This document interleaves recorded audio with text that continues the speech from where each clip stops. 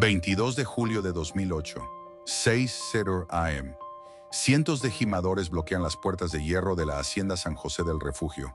El gas lacrimógeno nubla el aire. La policía antidisturbios golpea con fuerza a los mismos campesinos que por generaciones cultivaron esa tierra. Durante 130 años, Casa Herradura fue el máximo orgullo de México, la cuna sagrada del tequila reposado, un imperio familiar inquebrantable. Pero esta mañana, los guardianes de la tradición sangran sobre la tierra de sus ancestros. ¿Cómo es que un linaje de más de un siglo, el alma misma del tequila, termina empujando a sus hombres más leales a los golpes por una sola firma en una sala de juntas? Esta no es solo una historia sobre agave o alcohol. Es una advertencia brutal sobre lo que ocurre cuando un legado cultural incalculable es vendido a Wall Street para ser triturado por la máquina implacable de las ganancias corporativas. En el corazón geográfico y espiritual del estado de Jalisco, bajo un sol que castiga sin piedad, se extiende el valle de Amatitán. Aquí la tierra no es simplemente polvo, es roja, rica en minerales y hierro, forjada por la antigua furia volcánica del volcán Tequila. Es un paisaje hermoso, pero implacable, un lugar donde solo las raíces más fuertes logran aferrarse a la vida. Fue exactamente en este suelo hostil, en el año 1870, donde un hombre llamado Félix López decidió plantar algo más que agave. Plantó una visión que desafiaría el paso del tiempo. Félix López tomó el control absoluto de la Hacienda San José del Refugio, una extensa propiedad que ya destilaba pequeños lotes de mezcal, y tomó una decisión radical para su época.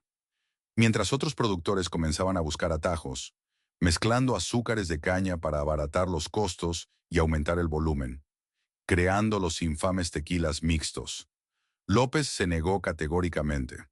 Su decreto fue absoluto. Cada gota que saliera de su hacienda sería 100% agave azul Tequilana Weber. No habría concesiones, no habría fórmulas baratas. Este compromiso con la pureza extrema no era una estrategia de marketing, era una cuestión de honor familiar. Pero una visión no significa nada sin la sangre y el sudor de quienes la ejecutan. Para entender la grandeza inicial de Casa Herradura, uno debe mirar a los gimadores. Estos campesinos, hombres de piel curtida y manos callosas, eran los verdaderos arquitectos del imperio. Armados únicamente con la coa de jima, una herramienta ancestral consistente en una hoja de acero circular afilada unida a un largo mango de madera, los gimadores de la primera generación enfrentaban el desierto jalisciense. El trabajo era, y sigue siendo, brutal. Un gimador experto debía identificar con precisión quirúrgica el momento exacto en que el agave alcanzaba su madurez, un proceso que tomaba entre 7 y 10 años. Con golpes rítmicos y violentos, cortaban las pencas espinosas para extraer el corazón o piña de la planta, que a menudo pesaba más de 40 kilos. No había máquinas, no había tractores modernos, solo la fuerza bruta del hombre contra la naturaleza.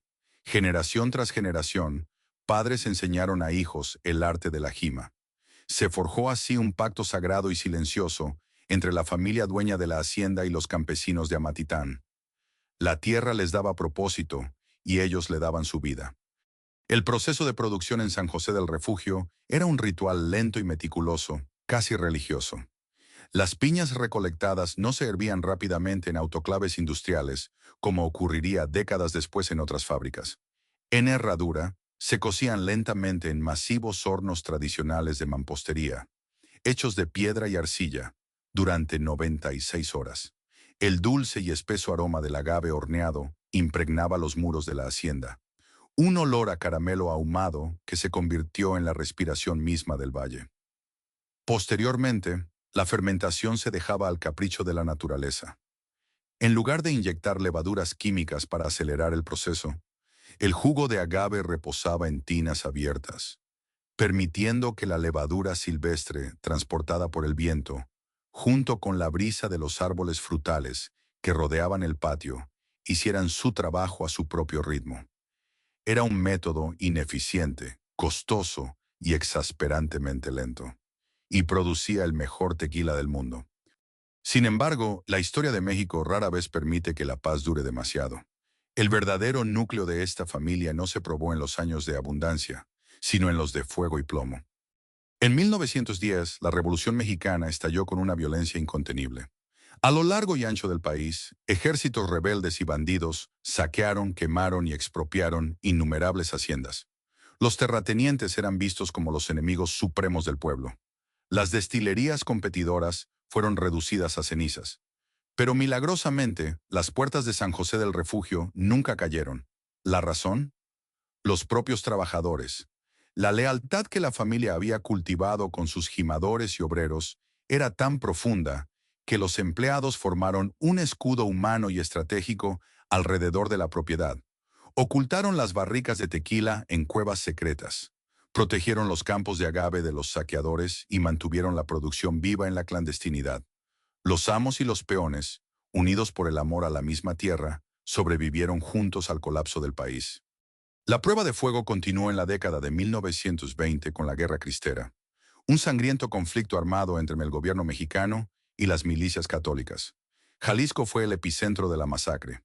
Durante la persecución religiosa, la hacienda San José del Refugio, haciendo honor a su nombre, se convirtió literalmente en un refugio. La familia arriesgó todo para esconder a sacerdotes perseguidos, celebrando misas secretas en las oscuras bodegas de añejamiento, entre los barriles de roble, mientras las balas silbaban en los caminos de tierra cercanos.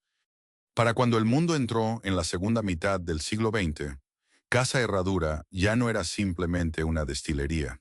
Era una fortaleza inexpugnable de la tradición mexicana. Habían sobrevivido a dictaduras, revoluciones y guerras santas. La familia fundadora, cuyas riendas pronto pasarían a manos de la influyente familia Romo de la Peña, creía firmemente que eran invencibles. Habían demostrado que su sangre estaba ligada a la tierra de Amatitán, con cadenas imposibles de romper. Se sentían intocables, y con esa inmensa confianza, estaban a punto de dar un paso que revolucionaría la industria del tequila a nivel mundial. Estaban a punto de alcanzar una gloria tan cegadora que, trágicamente, les impediría ver el abismo que se abría justo debajo de sus pies. En la década de 1970, el mundo exterior veía al tequila bajo una lente muy estrecha y a menudo despectiva. Para la gran mayoría de los consumidores internacionales, e incluso para las clases altas de México, que preferían el coñac o el whisky importado, el destilado de agave era considerado una bebida áspera, rústica, destinada a ser consumida rápidamente con sal y limón para ocultar su crudeza. El mercado estaba dominado por dos extremos. El tequila blanco, embotellado casi inmediatamente después de la destilación con su perfil agresivo, y el añejo, que pasaba años en barricas, perdiendo gran parte del sabor original del agave en favor de la madera. No existía un punto intermedio. El tequila era, a los ojos del mundo corporativo, un producto regional sin el refinamiento necesario para competir en las grandes ligas de los licores de lujo. Pero dentro de los muros de piedra de la hacienda San José del Refugio, la familia Romo de la Peña, los herederos directos del legado de Félix López, estaba a punto de cambiar la historia de los destilados para siempre. En 1974, Casa Herradura presentó al mundo una innovación que sacudiría los cimientos de la industria, el tequila reposado. Fue un acto de alquimia magistral, nacido no de un laboratorio corporativo, sino de la paciencia y la observación profunda de la naturaleza del agave. La familia decidió dejar descansar su tequila blanco, 100% de agave, en barricas de roble blanco americano, durante un periodo preciso de 11 meses, justo un mes antes de que la ley lo clasificara como añejo. El resultado fue un líquido de un color dorado pálido, brillante y seductor. El proceso de reposo suavizaba la mordida ardiente del alcohol, introduciendo notas sutiles de vainilla, caramelo y especias tostadas provenientes de la madera, pero sin enmascarar jamás el sabor terroso, dulce y herbáceo del agave azul que había tardado una década en crecer en los campos de Amatitán. Era elegante, complejo y profundamente mexicano. La introducción del reposado no fue simplemente el lanzamiento de un nuevo producto, fue la invención de una categoría completamente nueva. El impacto fue tan monumental que el gobierno mexicano y el incipiente Consejo Regulador del Tequila tuvieron que modificar las normativas oficiales para incluir legalmente la clasificación reposado, una designación que hoy en día representa la inmensa mayoría de las ventas de tequila en todo el planeta. Y Herradura fue la dueña absoluta de este territorio recién descubierto.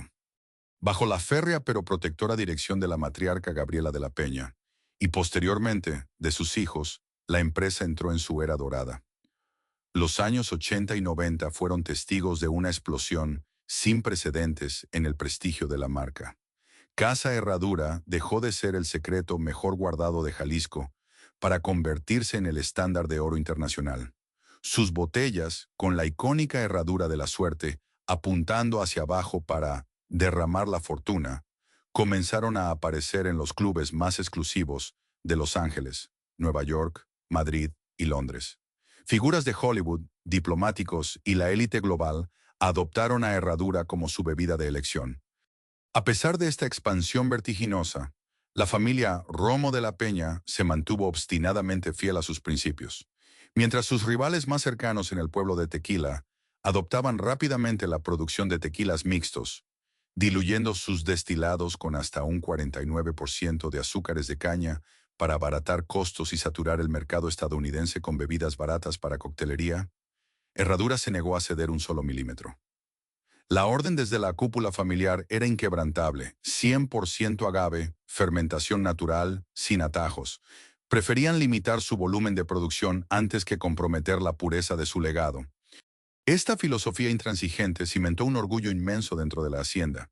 Para los cientos de trabajadores, desde los maestros destiladores hasta los embotelladores, trabajar en Casa Herradura no era solo un empleo, era pertenecer a la realeza del agave.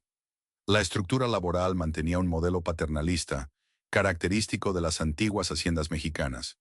La familia Romo de la Peña no solo pagaba salarios, financiaba escuelas locales, proveía atención médica, construía viviendas para los trabajadores y otorgaba bonos generosos basados en la prosperidad compartida.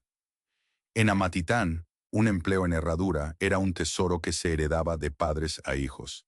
Era un ecosistema cerrado, autosuficiente y ferozmente leal.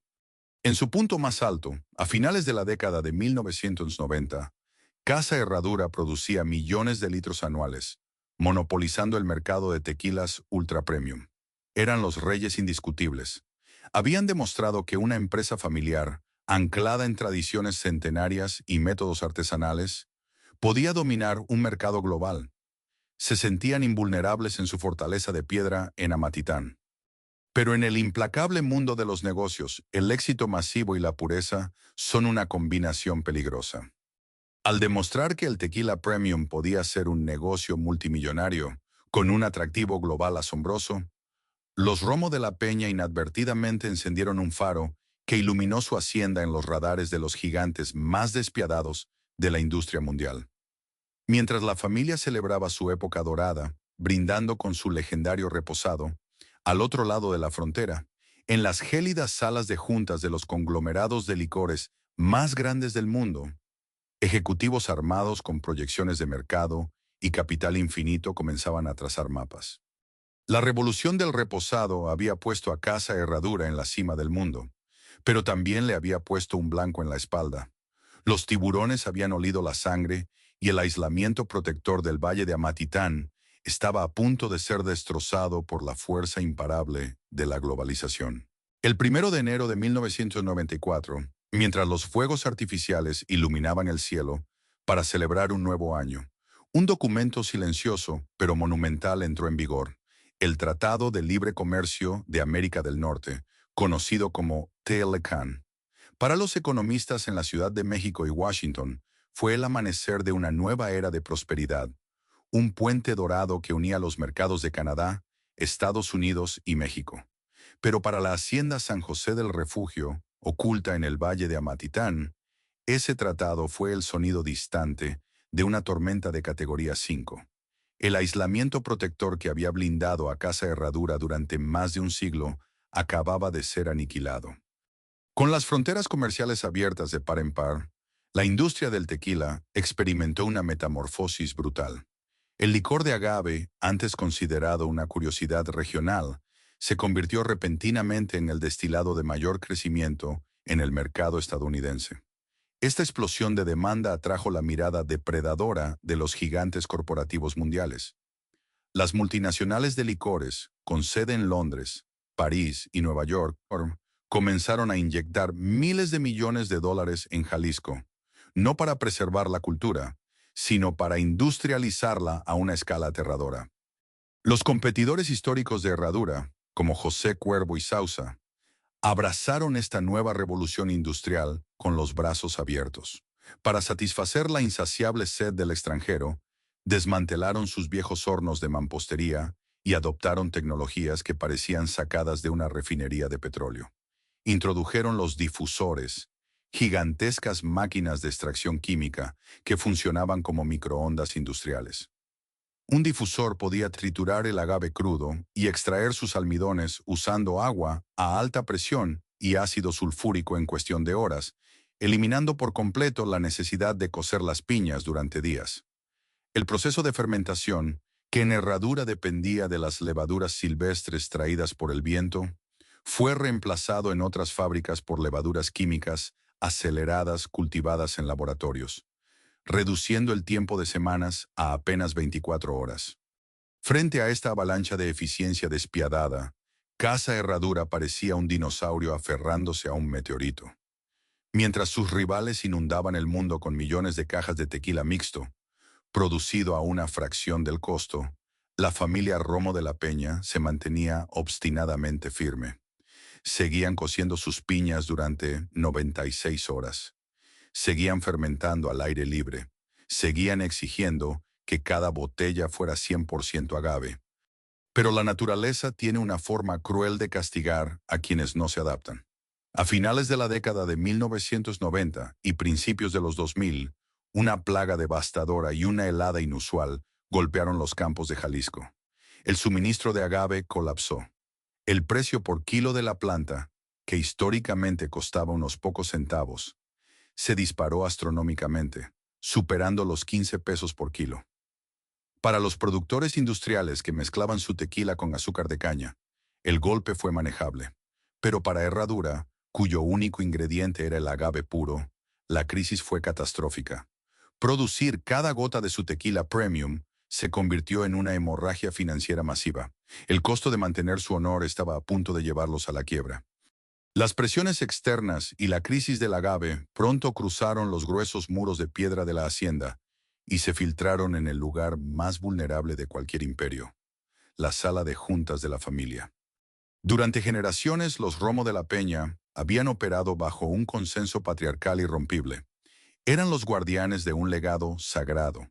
Sin embargo, a medida que los márgenes de ganancia se evaporaban y las deudas comenzaban a acumularse, las cenas familiares, antes llenas de brindis y celebraciones, se transformaron en campos de batalla silenciosos. El aire en Amatitán se volvió espeso, cargado de una disonancia insoportable entre la tradición romántica y la fría y dura realidad matemática. El imperio familiar había crecido demasiado, y con él, el número de herederos, primos y accionistas. Las prioridades comenzaron a fracturarse. Por un lado, la vieja guardia de la familia se aferraba al idealismo de sus antepasados. Para ellos, vender la empresa o alterar la receta era un acto de traición, un insulto a la sangre de Félix López y al sudor de los gimadores que habían protegido la hacienda con sus vidas durante la Revolución. Reducir la calidad para competir en volumen era impensable. Por otro lado, una facción más pragmática observaba las hojas de cálculo con terror absoluto. Veían cómo las marcas competidoras, respaldadas por el capital infinito de corporaciones como Diageo o Allied Domecq, aplastaban a Herradura en distribución y marketing global. Entendieron que el mercado artesanal puro no podía sobrevivir en un mundo dominado por el TLCAN sin una inyección de capital monumental. Y justo en medio de este caos interno, los teléfonos comenzaron a sonar. No eran simples llamadas comerciales, eran cantos de sirena desde el norte. Ejecutivos de traje a medida, representantes de los conglomerados más ricos del planeta, comenzaron a sobrevolar la hacienda. Las ofertas que ponían sobre la mesa no eran por millones, sino por cientos de millones de dólares. Cifras tan obscenas e incomprensibles que tenían el poder de asegurar el futuro financiero de cada miembro de la familia Romo de la Peña por el resto de la eternidad. La presión se volvió asfixiante. ¿Cómo miras a los ojos a un familiar y le exiges que rechace una fortuna generacional solo para mantener viva una técnica de horneado de piedra del siglo XIX? ¿Cómo justificas perder la empresa entera por orgullo cuando puedes venderla y vivir como reyes en Madrid o Miami? La lealtad hacia los gimadores de Amatitán, ese pacto silencioso de sangre y tierra, comenzó a resquebrajarse frente a los cheques en blanco. Los susurros desde el norte se hicieron más fuertes, prometiendo que el legado sería respetado, que la hacienda seguiría siendo el corazón de la marca, que nada cambiaría realmente. Eran mentiras corporativas estándar, pero para una familia acorralada por las deudas y dividida por la ambición, sonaron como la salvación. En algún momento, a puerta cerrada, bajo el techo que había resistido guerras y revoluciones, el Frente Unido de la familia Romo de la Peña finalmente colapsó. La decisión más dolorosa de su historia fue tomada en silencio. La fortaleza no fue tomada por asalto. Alguien desde adentro simplemente decidió abrir la puerta y dejar entrar a los lobos. El año 2006 marcó el punto de inflexión definitivo, el cruce del Rubicón para Casa Herradura. Mientras los gimadores en los campos del Valle de Amatitán continuaban su labor rítmica y agotadora, hundiendo sus coas en la tierra roja bajo un sol que castigaba sin piedad, a miles de kilómetros de distancia se fraguaba un destino que alteraría sus vidas para siempre. En elegantes y asépticas salas de juntas, muy lejos del olor a agave horneado y blindadas contra el ruido del trabajo manual, el alma vibrante de la hacienda estaba siendo diseccionada y subastada. El comprador potencial no era un novato en el despiadado juego del poder corporativo. Era Brown Forman Corporation, un coloso estadounidense de la industria de los licores con sede en Louisville, Kentucky, reverenciado en Wall Street y conocido mundialmente por ser el propietario del imperio del whisky Jack Daniels. Para los altos ejecutivos de Kentucky, Casa Herradura no representaba un patrimonio cultural sagrado de México, ni una reliquia viva que había sobrevivido a la revolución. Era simple y fríamente un activo altamente estratégico, la pieza faltante en su ambicioso tablero de ajedrez global. En plena fiebre mundial por los destilados de lujo, Brown Forman necesitaba desesperadamente una marca de tequila premium para combatir a rivales corporativos europeos. Herradura, con su pedigrí impecable, era el trofeo perfecto. Las negociaciones se mantuvieron bajo un manto de secreto absoluto. En la cúpula de la familia Romo de la Peña, la heroica resistencia de las generaciones pasadas se había desmoronado bajo el peso aplastante de la economía moderna. Acorralados por el costo insostenible de producir tequila de puro agave frente a las fábricas mecanizadas de sus competidores, y desgarrados por una guerra civil silenciosa, pero tóxica entre primos y accionistas sobre la dirección futura de la empresa, la familia finalmente cedió. Se sentaron a la imponente mesa de roble frente a un escuadrón de abogados corporativos, analistas de riesgo y estrategas financieros que no hablaban el lenguaje de la jima, sino el idioma implacable de los dividendos trimestrales. El contraste en esa sala de negociación era el preludio de una tragedia moderna. De un lado, los herederos de una dinastía que había protegido su hacienda de milicias y saqueadores durante más de un siglo. Del otro, banqueros de inversión que veían la tradición familiar simplemente como una métrica de marketing explotable para los consumidores de Nueva York. El golpe de gracia, el momento exacto que fracturó la historia, resonó el 28 de agosto de 2006. Ese día, los titulares de la prensa financiera mundial dispararon la noticia que paralizaría a Jalisco. Brown Forman adquiría la totalidad de los activos de Casa Herradura. La cifra oficial de la transacción dejó al país entero sin aliento y resonó como un trueno en las calles empedradas de Amatitán. 876 millones de dólares en efectivo. Con el rasgueo frío de unas cuantas plumas estilográficas sobre contratos blindados, 136 años de feroz independencia mexicana fueron borrados instantáneamente. Aquella inmensa e incomprensible fortuna aseguraba que ningún miembro de la familia Romo de la Peña tendría que preocuparse por el dinero jamás, pero el costo espiritual fue absoluto. La marca, la tierra roja, los manantiales de agua, las destilerías y los derechos de distribución global pasaban de forma irrevocable a manos estadounidenses. Herradura dejaba de ser un símbolo inquebrantable del orgullo nacional para transformarse oficialmente en una línea de negocio estratégico en el reporte financiero anual de un conglomerado de Wall Street.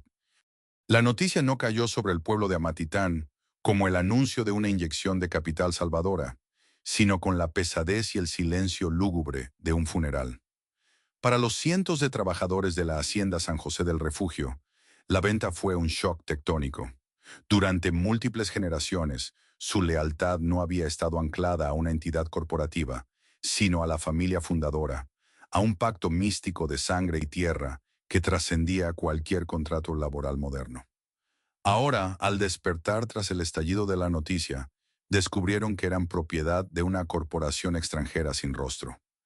El verdadero impacto, el choque cultural que comenzaría a fracturar irreparablemente la paz centenaria de la hacienda, se materializó el primer día que los nuevos dueños pisaron el valle de Amatitán a principios de 2007, cuando se cerró oficialmente el trato. Una caravana de relucientes camionetas de lujo con vidrios polarizados atravesó los emblemáticos arcos de hierro forjado de la entrada. De ellas descendieron los nuevos amos, ejecutivos estadounidenses y directores de operaciones, vestidos con trajes impecables, portando maletines de cuero y hojas de cálculo. Miraban las viejas instalaciones de mampostería, las paredes manchadas por la humedad de un siglo de fermentación y a los hombres de manos encallecidas, cubiertos de polvo, no con la reverencia que merecía un santuario, sino con la frialdad clínica de un cirujano examinando una máquina obsoleta. La disonancia fue inmediata, palpable y profundamente dolorosa. Los trabajadores de Herrá, acostumbrados a un ecosistema paternalista e íntimo, donde los antiguos dueños conocían sus nombres de pila, bautizaban a sus hijos y financiaban generosamente las escuelas y las fiestas del santo patrón del pueblo. De pronto se encontraron frente a gerentes analíticos que requerían traductores para dar los buenos días. Los nuevos administradores no caminaban por los espinosos campos de agave para sentir la textura de la tierra.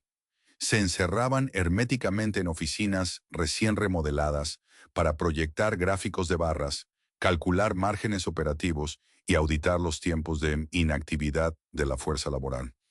En las primeras reuniones generales con el personal, el discurso oficial de Brown-Forman estuvo lleno de promesas corporativas estandarizadas, traducidas de manera monótona al español.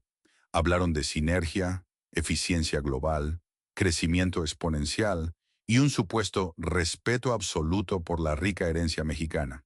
Pero los gimadores, hombres perspicaces forjados en la dureza de la naturaleza, poseían un instinto infalible para detectar el engaño. Mientras los traductores hablaban, los trabajadores observaban cómo los ojos calculadores de los ejecutivos escrutaban el proceso lento de los hornos tradicionales, casi pudiendo escuchar cómo sus mentes matemáticas calculaban los millones de dólares que se perdían en cada hora de ineficiencia romántica.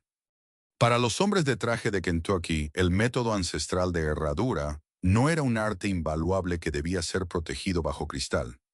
Era una enorme e inaceptable hemorragia de capital que debía ser taponada de inmediato. Los masivos hornos de piedra que consumían días enteros, el ritmo pausado dictado por el clima, las prestaciones históricas de la mano de obra, todo ello representaba un obstáculo estorbo en su obsesivo camino hacia la recuperación rápida de los 876 millones de dólares que acababan de apostar. Ese primer encuentro silencioso en los históricos patios de la hacienda, ese choque frontal entre el capitalismo corporativo puro y la devoción artesanal ancestral, sentó las bases ineludibles para un desastre explosivo. Los trabajadores de Amatitán comprendieron aquella misma tarde, con un nudo frío e inamovible en el estómago, que sus nuevos jefes no habían venido a México a ser guardianes de su legado. Habían venido a desmantelarlo pieza por pieza, sobre el altar del máximo beneficio. La corporación venía a cobrar su gigantesca inversión, y pronto dejarían claro que estaban dispuestos a exprimir hasta la última gota de sudor de su gente para lograrlo. El choque de dos mundos rara vez comienza con una explosión. A menudo inicia con el zumbido frío y calculador del aire acondicionado en una oficina recién construida. Tras la histórica compra, la transición operativa en la Hacienda San José del Refugio fue rápida y clínica. La antigua administración familiar, que dirigía el negocio basándose en el instinto, la tradición y un profundo conocimiento empírico de la tierra, fue reemplazada por un ejército de gerentes corporativos, analistas financieros e ingenieros de procesos enviados directamente desde las oficinas centrales de Brown Forman en Estados Unidos. Para los nuevos amos de Casa Herradura, el tequila no era un arte místico ni una herencia sagrada. Era una fórmula matemática que necesitaba ser resuelta y optimizada. Trajeron consigo una nueva religión corporativa, el Key Performance Indicator o KPI. De la noche a la mañana, un lenguaje alienígena infestó los pasillos centenarios de la hacienda. Términos como optimización de flujo, reducción de cuellos de botella, rendimiento trimestral y control de mermas se convirtieron en la ley absoluta. El primer impacto frontal ocurrió en los campos de agave, el corazón palpitante del valle de Amatitán. Durante generaciones, los gimadores expertos habían sido los jueces supremos de la cosecha. Caminaban por las hileras de plantas, observando el color de las pencas, palpando la textura y decidiendo con precisión quirúrgica qué agaves estaban listos para ser cortados y cuáles necesitaban un año más de maduración bajo el sol de Jalisco. Era un conocimiento visceral, transmitido de padres a hijos. Pero la nueva administración implementó calendarios de cosecha dictados por proyecciones de ventas globales, no por el ciclo natural de la planta.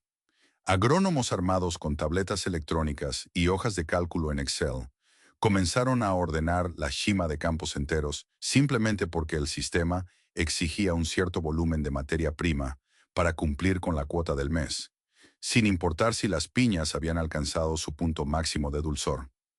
Los gimadores se vieron obligados a cortar agaves que, según su experiencia de toda la vida, aún estaban verdes.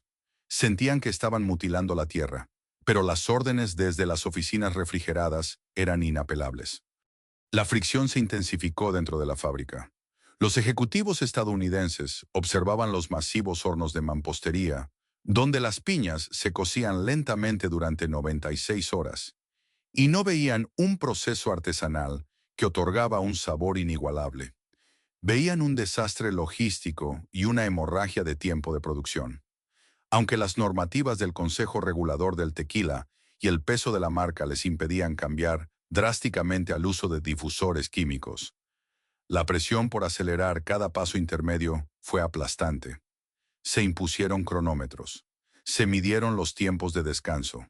Los maestros tequileros, hombres que solían caminar por las salas de fermentación, escuchando el burbujeo de las tinas para saber cuándo el jugo estaba listo, ahora debían rendir cuentas a ingenieros jóvenes que monitoreaban gráficos de temperatura en monitores de computadora. El alma del proceso estaba siendo diseccionada. Los trabajadores mexicanos, orgullosos artesanos de su oficio, rápidamente comprendieron su nueva realidad. Ya no eran los guardianes de Casa Herradura. Eran simplemente engranajes orgánicos en una inmensa maquinaria de Wall Street, cuyo único propósito era maximizar el retorno de inversión. Si la imposición de métricas corporativas hirió el orgullo de los trabajadores, la reestructuración financiera de sus vidas destrozó por completo la paz social en Amatitán. La transición de una empresa familiar paternalista a una subsidiaria de un conglomerado multinacional trajo consigo una implacable política de recorte de costos disfrazada de eficiencia corporativa. Durante la era de los Romo de la Peña, el tejido laboral estaba sostenido por un sistema de beneficios no escritos, pero sagrados. La familia dueña de la hacienda otorgaba préstamos sin intereses para emergencias médicas. Ayudaba a financiar la educación de los hijos de los trabajadores. Proveía despensas generosas y, sobre todo, repartía bonificaciones sustanciales cuando las ventas del año eran buenas. Era un sistema de lealtad mutua. Sin embargo, cuando el Departamento de Recursos Humanos de Brown Forman auditó estas prácticas, las clasificaron inmediatamente como gastos irregulares y pasivos innecesarios. Uno por uno, los apoyos tradicionales fueron cancelados fríamente a través de memorándums corporativos. Pero el catalizador definitivo, la chispa que encendería el barril de pólvora, llegó en la primavera de 2008 con el pago de las utilidades. En México, el reparto de utilidades, PTU, es un derecho constitucional que obliga a las empresas a repartir el 10% de sus ganancias anuales entre sus empleados. Tras la venta multimillonaria de la marca y con las ventas globales de Herradura rompiendo récords históricos gracias a la red de distribución de la corporación estadounidense, los gimadores y obreros de la fábrica esperaban legítimamente una compensación económica que reflejara el brutal ritmo de trabajo al que habían sido sometidos. La realidad que les entregaron fue un insulto devastador. Utilizando una compleja arquitectura de ingeniería fiscal, creando razones sociales múltiples y empresas de subcontratación interna, outsourcing, para absorber la nómina. La corporación logró diluir las ganancias registradas en la entidad legal donde estaban contratados los trabajadores. Cuando llegaron los recibos de nómina en mayo, los hombres que se rompían la espalda bajo el sol abrasador y los operadores que respiraban el vapor sofocante de los hornos descubrieron que sus utilidades habían sido recortadas a cifras miserables, en algunos casos representando apenas una fracción de lo que recibían cuando la empresa era familiar e independiente. La disonancia fue brutal y repugnante. Por un lado veían a los ejecutivos extranjeros conduciendo vehículos de lujo blindados, celebrando en la prensa financiera los márgenes operativos históricos de su nueva adquisición en México. Por otro lado, los hombres que físicamente producían el destilado con sus propias manos no podían pagar las cuentas médicas de sus familias debido a los recortes.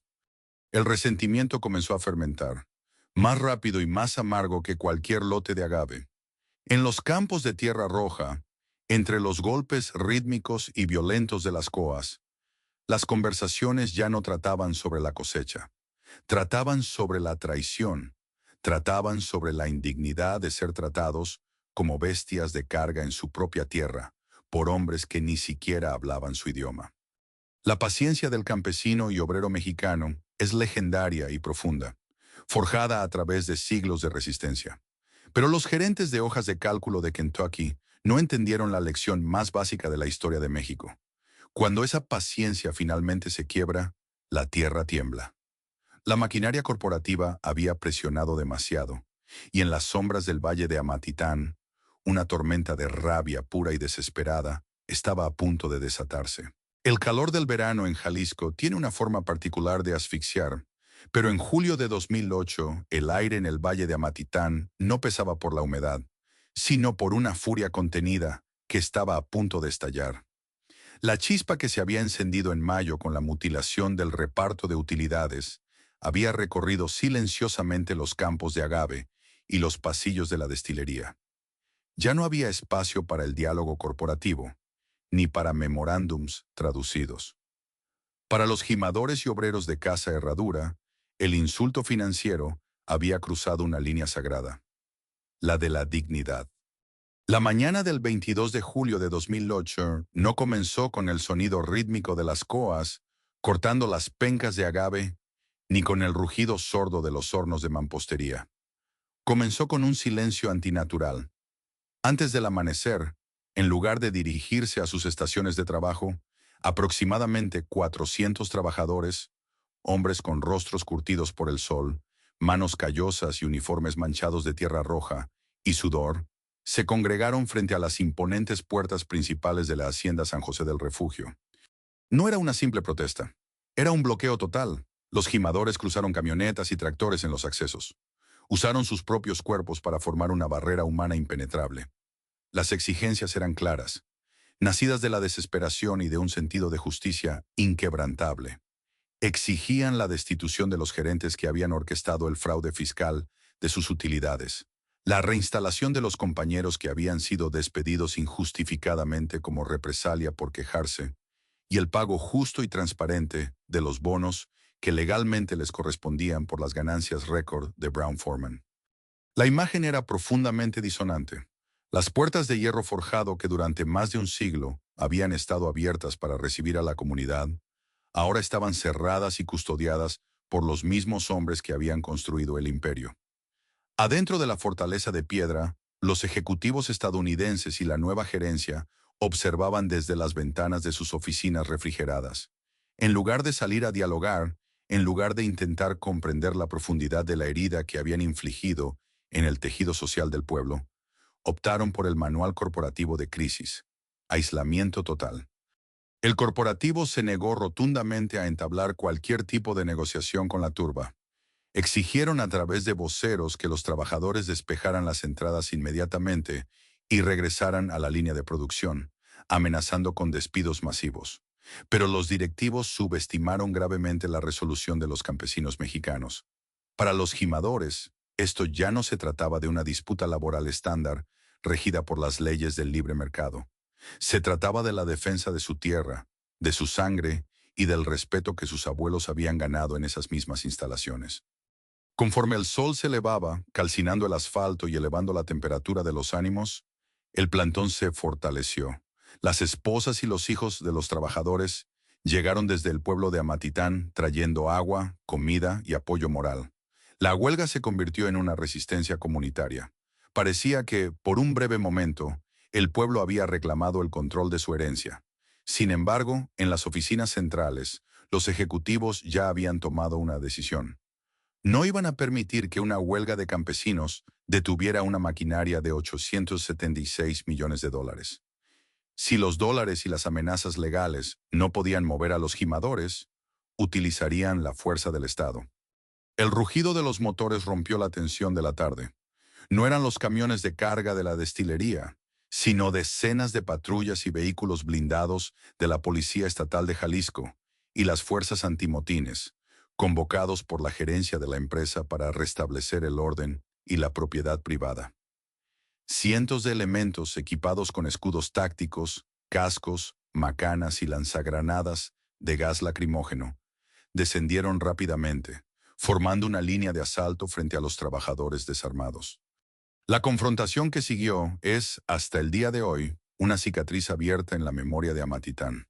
Cuando los antimotines recibieron la orden de avanzar y despejar la entrada, no hubo negociación previa. El primer estallido de un cartucho de gas lacrimógeno fracturó el aire, liberando nubes espesas y tóxicas de humo blanco que cegaron a la multitud. El pánico estalló.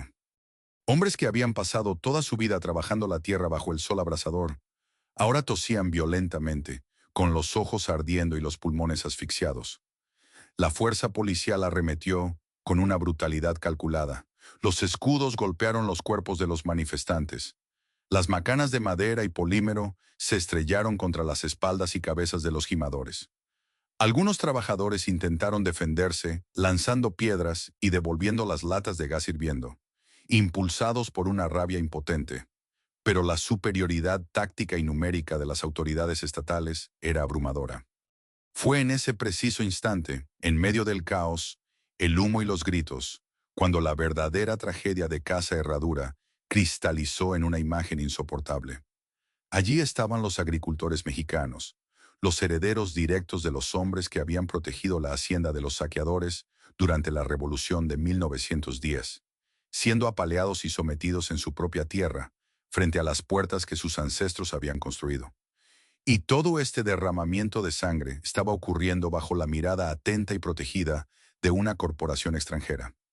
La policía mexicana estaba rompiendo cabezas mexicanas para garantizar que los dividendos fluyeran sin interrupción hacia las cuentas bancarias en Nueva York y Kentucky. La rebelión de los gimadores fue aplastada con rapidez y sin piedad. Decenas de trabajadores resultaron gravemente heridos, con fracturas y contusiones profundas. Varios fueron arrestados y arrastrados a las patrullas como si fueran criminales violentos, cuando su único delito había sido exigir el pago justo por su labor agotadora. El bloqueo fue desmantelado, las camionetas fueron remolcadas y los accesos a la hacienda San José del Refugio fueron reabiertos. El silencio que cayó sobre la fábrica después de que el gas lacrimógeno se disipara no era el silencio tranquilo y sagrado de los viejos tiempos. Era el silencio sepulcral de la derrota. Al día siguiente, la maquinaria volvió a encenderse. Los líderes sindicales y las voces más vocales del movimiento fueron despedidos fulminantemente y colocados en listas negras regionales para asegurarse de que nunca volvieran a encontrar trabajo en la industria del agave.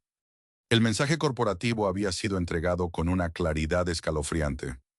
En este nuevo imperio industrial, la tradición y la humanidad no tenían valor alguno frente al capital. La rebelión había fracasado, y con ella moría el último latido del corazón auténtico de la hacienda. Lo que quedaba en pie ya no era una familia, ni una comunidad. Era simplemente una fábrica conquistada, lista para ser devorada por la máquina de la era moderna. El humo del gas lacrimógeno finalmente se disipó sobre el valle de Amatitán, pero el aire en la hacienda San José del Refugio nunca volvió a sentirse igual. Con la huelga violentamente sofocada y las puertas de hierro reabiertas bajo la sombra intimidatoria de la presencia policial estatal, la corporación Brown-Forman actuó con la precisión fría e implacable de un cirujano, amputando un miembro infectado. La primera fase de su reestructuración para restablecer el orden no fue mecánica, fue dolorosamente humana. Se implementó una purga sistemática y silenciosa que erradicó cualquier rastro de disidencia dentro de las filas laborales. Los gimadores y obreros que habían liderado las protestas, aquellos hombres de manos callosas que simplemente habían tenido la audacia de exigir el pago justo y legal de sus utilidades, fueron despedidos de forma fulminante y sin ceremonias. Sus nombres, junto con décadas de invaluable experiencia empírica acumulada, fueron borrados de las nóminas de la empresa e introducidos en listas negras no oficiales que circulaban entre las grandes destilerías de Jalisco. Esta táctica corporativa fue una sentencia de muerte financiera, condenándolos al exilio laboral y a la pobreza en su propia tierra natal. Para los trabajadores que lograron conservar sus empleos, la supervivencia exigió un precio psicológico devastador, la sumisión y el silencio absoluto. Regresaron a los abrasadores campos de agave y a las sofocantes salas de cocción con la cabeza gacha, despojados de su dignidad. El antiguo y arraigado sentido de orgullo, esa creencia inquebrantable de que eran los herederos legítimos de una tradición centenaria y socios espirituales en el éxito de la hacienda, había sido aplastado bajo las botas de los antimotines. La atmósfera paternalista que alguna vez unió a los fundadores y a los campesinos fue reemplazada de la noche a la mañana por la esterilidad opresiva de un manual corporativo de recursos humanos redactado en inglés. Ya no había fiestas patronales patrocinadas por la empresa para celebrar el final de la cosecha. No había apoyos compasivos ni préstamos de emergencia cuando un hijo enfermaba. En su lugar, se instaló un panóptico moderno, cámaras de circuito cerrado observando cada pasillo, estrictos controles de acceso con tarjetas magnéticas y supervisores implacables armados con cronómetros que vigilaban y medían cada fracción de segundo de inactividad. El miedo y la paranoia se convirtieron en las nuevas y más efectivas herramientas de gestión. Los empleados entendieron rápidamente que, en este nuevo régimen dictado por los accionistas, la lealtad ya no se ganaba a través del respeto mutuo y la sangre compartida. Se exigía bajo la amenaza constante de la terminación del contrato. El alma comunitaria e histórica de Amatitán había sido quirúrgicamente extirpada de los muros de la hacienda. Con la resistencia laboral completamente aniquilada y la fuerza de trabajo sometida a una disciplina de hierro, los ejecutivos estadounidenses tuvieron el camino completamente despejado para ejecutar la segunda fase, y la más letal, de su plan: la industrialización total y acelerada de Casa Herradura. El objetivo dictado desde la sede en Louisville era claro y matemáticamente innegociable. Había que recuperar la monumental inversión de $876 millones en tiempo récord. Y la única forma de lograrlo era obligando a la vieja hacienda a vomitar millones de botellas hacia los mercados globales, sin importar el costo cultural. El ritmo orgánico y pausado que había dictado la producción del mejor tequila del mundo durante más de 130 años fue erradicado y reemplazado por la tiranía del volumen. Aunque la fachada externa y romántica de la hacienda seguía operando algunos de los viejos hornos de mampostería, una concesión calculada estrictamente para mantener viva la ilusión del marketing patrimonial. Detrás de escena y fuera de la vista del público, la ingeniería de procesos industrial tomó el control absoluto. Los delicados ciclos de fermentación natural, que antes dependían del capricho indomable de las levaduras silvestres transportadas por la brisa del valle, fueron sometidos a controles asépticos y rígidos de laboratorio. Se introdujeron tecnologías estandarizadas para forzar un perfil de sabor uniforme, asegurando que cada lote supiera exactamente igual en cualquier estante de supermercado de Chicago o Londres, eliminando trágicamente las sutiles variaciones orgánicas que alguna vez le dieron a este té, y su carácter vivo y mágico. En los polvorientos campos de tierra roja, la jima dejó de ser un arte para convertirse en una operación militarizada de extracción masiva. Los nuevos jimadores, muchos de ellos jóvenes sin experiencia contratados a través de agencias de subcontratación desechables, sin ningún vínculo histórico ni emocional con Amatitán, ya no aprendían a leer el alma del agave. Simplemente seguían órdenes dictadas por algoritmos predictivos de rendimiento, talando plantas jóvenes a un ritmo frenético, casi suicida, para alimentar la insaciable bestia de acero de la fábrica. El resultado final fue, paradójicamente, un milagro financiero indiscutible y una tragedia cultural incalculable. Las gráficas de ventas trimestrales en Wall Street mostraron un crecimiento espectacular y vertical. Las eficiencias operativas y la reducción de costos rompieron todas las métricas proyectadas por los analistas financieros de Brown Forman. Pero dentro de la gigantesca fábrica, el tequila había perdido su esencia. Dejó de ser una obra de arte líquida, un testimonio líquido del desierto, para convertirse en un simple commodity, una bebida espirituosa procesada en masa y desprovista de historia. El nuevo normal se había asentado firmemente sobre el valle de Amatitán. La maquinaria pesada ahora rugía las 24 horas del día, los 7 días de la semana, escupiendo incesantes palés de cajas empaquetadas para su exportación global. Todo funcionaba con la precisión fría e impecable de un reloj suizo o una planta ensambladora de automóviles. Era un triunfo absoluto, rotundo y asfixiante del capitalismo corporativo. La fábrica estaba produciendo más, ganando más y operando más rápido que en cualquier otro momento de su larga historia. Físicamente, el imperio estaba más vivo que nunca, pero su corazón, el espíritu salvaje, terco y ferozmente independiente, que sobrevivió intacto a la Revolución Mexicana, había dejado de latir para siempre. Hoy en día, si visitas el Valle de Amatitán en una soleada mañana de fin de semana, serás recibido por una escena que parece sacada directamente de una postal romántica de la época de oro del cine mexicano. Un lujoso tren turístico, diseñado con paneles de caoba pulida y asientos de terciopelo, llega desde la ciudad de Guadalajara, transportando a cientos de turistas, en su mayoría estadounidenses y europeos, dispuestos a pagar cientos de dólares por una experiencia auténtica. Al descender, son recibidos por el sonido alegre de la música de mariachi en vivo y guías turísticos bilingües con sonrisas ensayadas y micrófonos de diadema. El recorrido por la Hacienda San José del Refugio está diseñado con la meticulosa precisión de un parque de atracciones de Disney.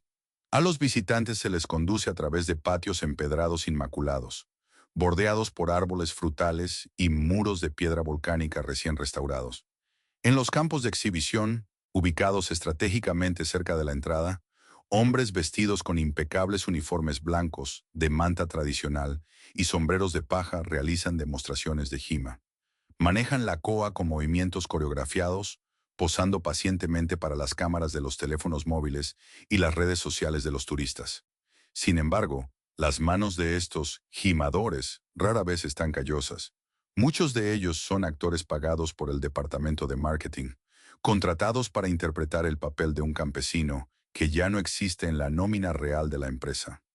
El clímax del recorrido turístico ocurre en la sección de los viejos hornos de mampostería. La corporación tomó la astuta decisión de mantener operativos un puñado de estos masivos hornos de piedra del siglo XIX. El dulce y espeso aroma a caramelo ahumado del agave cocido se eleva en el aire, embriagando a los visitantes, mientras el guía recita un guión corporativo cuidadosamente redactado en Kentucky. Hablan de la pasión familiar, de la herencia de 130 años y del respeto inquebrantable por la tierra. Los turistas asienten, maravillados, tomando pequeños sorbos de tequila reposado en copas de cristal, completamente convencidos de que están bebiendo historia pura. Pero todo esto es un espejismo brillante y cuidadosamente construido. Es un teatro de sombras diseñado para justificar el exorbitante precio de las botellas premium en los escaparates mundiales. Lo que los guías turísticos nunca muestran, las áreas restringidas ocultas detrás de altos muros y señalizaciones de prohibido el paso, cuentan la verdadera y aséptica historia del imperio de Casa Herradura bajo el dominio de Fo Wall. A tan solo unos cientos de metros de los pintorescos hornos de exhibición, se levanta el verdadero corazón de la operación moderna. Un monstruoso complejo industrial de acero inoxidable, tuberías gigantescas y silos colosales que no tiene absolutamente nada de romántico. Allí, lejos de las cámaras de los turistas, no hay hombres cantando mientras cortan agave. Hay plataformas de descarga masiva donde flotas interminables de camiones arrojan toneladas de piñas cultivadas de manera industrial. Hay trituradoras mecánicas ensordecedoras que despedazan la planta en segundos. En lugar de permitir que la brisa del valle fermente el jugo con levaduras silvestres en tinas abiertas de piedra, el líquido es bombeado a tanques de fermentación cerrados de dimensiones industriales, donde se le inyectan cepas de levaduras cultivadas en laboratorio para acelerar químicamente el proceso y forzar una uniformidad absoluta en el sabor. Las computadoras y los algoritmos dictan los grados de temperatura y los flujos de presión. Es una refinería de alcohol altamente eficiente, fría y desprovista de cualquier conexión humana con la tierra. La disonancia es trágica e innegable. Brown-Forman logró el sueño máximo del capitalismo de consumo: mercantilizar la cultura y empaquetar la tradición, eliminando al mismo tiempo a las personas que crearon esa tradición en primer lugar. Venden la imagen de una familia mexicana resistente y de artesanos orgullosos, pero el dinero fluye directamente hacia las carteras de los accionistas que jamás han pisado el polvo rojo de Jalisco. Para los habitantes de Amatitán, la hacienda ya no es el centro de gravedad de su comunidad, es un monumento hueco. Los nietos de los gimadores que alguna vez arriesgaron sus vidas para proteger los muros de la fábrica durante la Revolución Mexicana, hoy trabajan allí mismo, pero no como orgullosos herederos del agave. Trabajan como guardias de seguridad, revisando las credenciales en la entrada, como personal de limpieza frotando los pisos para los turistas, o repitiendo el guión en inglés sobre una familia a la que su propia empresa traicionó y expulsó violentamente años atrás. La Hacienda San José del Refugio sigue en pie, más hermosa y rentable que nunca frente a los ojos del mundo. Pero si caminas por sus pasillos al anochecer, cuando los trenes turísticos han regresado a la ciudad y el eco del mariachi se ha desvanecido, la verdad es abrumadora. Las paredes de piedra están vacías de alma. El imperio sobrevivió, pero su espíritu murió de manera silenciosa, reemplazado por la fría y calculada perfección de la máquina industrial. La venta de Casa Herradura por $876 millones en 2006 no fue simplemente el final trágico de un imperio familiar aislado en el Valle de Amatitán. Con la perspectiva que otorga el tiempo, aquel acontecimiento histórico se revela como algo mucho más profundo y devastador. Fue el disparo de salida para la conquista corporativa y extranjera de la industria más sagrada de México. Cuando la fortaleza más antigua, orgullosa y obstinada del agave puro claudicó ante el poder del capital estadounidense, una barrera psicológica invisible se hizo añicos en todo el estado de Jalisco. El mensaje que resonó en los campos de Tierra Roja fue alto y claro. Si los inquebrantables Romo de la Peña tenían un precio, entonces todo lo tenían. Lo que siguió a la caída de Herradura fue un efecto dominó implacable. Una fiebre del oro moderna que transformó para siempre el panorama de los destilados. Los gigantes multinacionales de licores, con sede en Londres, París y Nueva York, que antes observaban desde la periferia, descendieron sobre México con chequeras abiertas e insaciables. Uno por uno, los apellidos históricos, que alguna vez fueron sinónimo de orgullo regional y resistencia artesanal, fueron absorbidos por conglomerados globales. Marcas legendarias como Don Julio, Cazadores, Sausa y Viuda de Romero dejaron de ser legados familiares para convertirse en simples líneas de productos dentro de los inmensos portafolios de corporaciones como Diageo, Bacardi, Pernod Ricard y Beam Suntory. El tequila, antes considerado una bebida rústica y un símbolo de identidad nacional pura, fue despojado de sus raíces y reempaquetado como un producto de estilo de vida global. La industria se transformó en un patio de recreo para la vanidad de Hollywood. Celebridades estadounidenses, actores, músicos y estrellas de las redes sociales comenzaron a lanzar sus propias marcas de tequila, financiadas por capital de riesgo, apropiándose de la estética mexicana para vender botellas premium a consumidores internacionales que jamás han pisado un campo de agave. Pero detrás del glamour brillante de las campañas publicitarias globales y las cifras de ventas multimillonarias que rivalizan con el whisky y el vodka, se esconde una crisis agrícola y cultural profunda. El éxito abrumador del tequila en el extranjero impuso una demanda que la naturaleza simplemente no puede sostener. El agave azul Tequilana Weber es una planta estoica que requiere paciencia. Necesita entre 7 y 10 años para madurar bajo el sol abrasador, acumulando lentamente los azúcares que le dan su alma al destilado. Sin embargo, los reportes de ganancias trimestrales de Wall Street no entienden de paciencia ni respetan los ciclos de la tierra. Para alimentar la máquina industrial y satisfacer la sed infinita del mercado internacional, las prácticas agrícolas en Jalisco han sido brutalmente deformadas.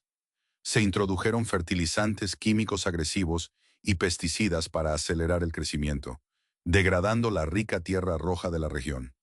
Los agaves son cosechados cada vez más jóvenes, a los 4 o 5 años, mucho antes de alcanzar su madurez natural, extrayendo sus almidones pálidos a través de los agresivos difusores químicos que operan como microondas industriales.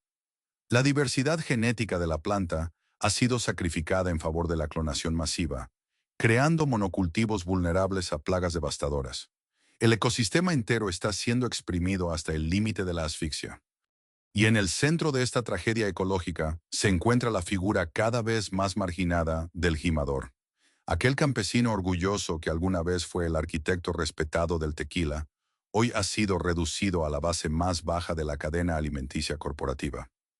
Las nuevas generaciones de trabajadores agrícolas ya no heredan el conocimiento místico de la tierra.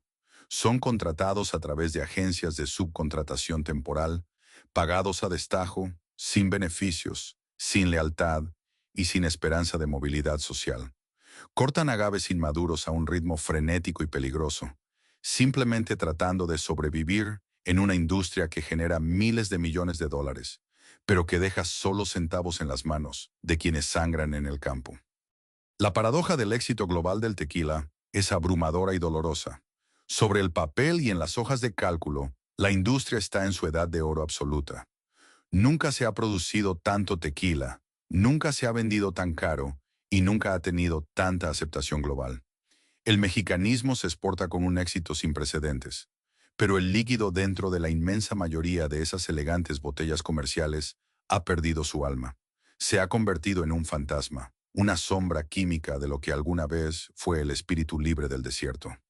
Hoy cuando uno mira hacia atrás y contempla la silueta de la hacienda San José del Refugio en Amatitán, con sus muros centenarios restaurados y sus trenes turísticos repletos de visitantes extranjeros, es imposible no sentir el peso aplastante de la ironía. Casa Herradura sigue en pie, produciendo millones de litros, dominando los estantes del mundo. Su icónica botella todavía lleva la herradura apuntando hacia abajo, derramando su supuesta fortuna. Pero esa fortuna no cayó sobre la tierra roja que le dio vida, ni sobre las familias campesinas que la protegieron con su sangre. Fluyó directamente hacia el norte, engordando los dividendos de accionistas anónimos en Estados Unidos. El legado final de Casa Herradura no es solo el de haber inventado el tequila reposado o haber llevado el agave al mundo entero. Su legado más duradero e inquietante es ser el monumento más grandioso, hermoso y trágico del triunfo del capitalismo sobre la cultura.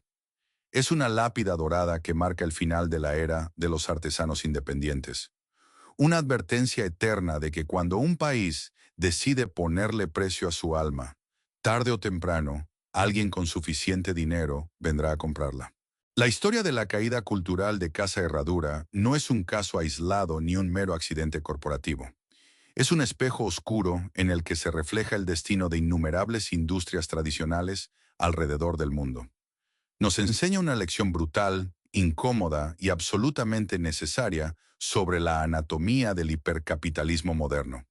Cuando una gigantesca corporación multinacional adquiere una herencia cultural, rara vez lo hace para convertirse en su guardián protector. Lo hace porque ha descubierto cómo mercantilizar la autenticidad y convertir la historia humana en un agresivo margen de ganancia. Los 876 millones de dólares que cambiaron de manos en 2006 pudieron comprar los centenarios edificios de piedra volcánica, los vastos campos de agave y los derechos de distribución de una marca global. Pero el alma de Amatitán, ese pacto místico, forjado en sangre y sudor, entre la tierra roja de Jalisco, las familias de los gimadores y el arte de la destilación lenta, no era un activo que pudiera cuantificarse en una hoja de cálculo de Wall Street. Ese espíritu indomable simplemente se evaporó, aplastado bajo el peso implacable de la eficiencia operativa y la tiranía de los dividendos trimestrales. Hoy, mientras brindamos en elegantes bares desde Nueva York hasta Tokio, con botellas premium que nos prometen un sorbo de auténtica tradición mexicana, debemos detenernos a reflexionar. ¿Cuál es el verdadero costo humano detrás de esa copa? ¿Estamos realmente saboreando la historia viva de un pueblo? ¿O simplemente estamos consumiendo el éxito financiero de un portafolio corporativo aséptico? El triunfo económico de Casa Herradura bajo la dirección extranjera es matemáticamente innegable, pero el silencio de su pérdida cultural es profunda y trágicamente ensordecedor. La próxima vez que tengas en tus manos una botella con esa icónica herradura apuntando hacia abajo para derramar la fortuna, tómate un momento para recordar a los hombres y mujeres de Amatitán. Ellos fueron despojados de su fortuna, de su historia y de su dignidad, para que la implacable máquina industrial pudiera seguir girando. Si este documental te ha hecho cuestionar el verdadero costo de lo que consumimos y lo que se esconde detrás de las grandes corporaciones, te invito a suscribirte al canal. Deja tu comentario abajo. ¿Crees que es inevitable que todas las tradiciones familiares terminen siendo devoradas por los gigantes de Wall Street? ¿O hay esperanza para la independencia? Tu opinión nos ayuda a seguir desentrañando las verdades ocultas detrás de la caída de los grandes imperios industriales.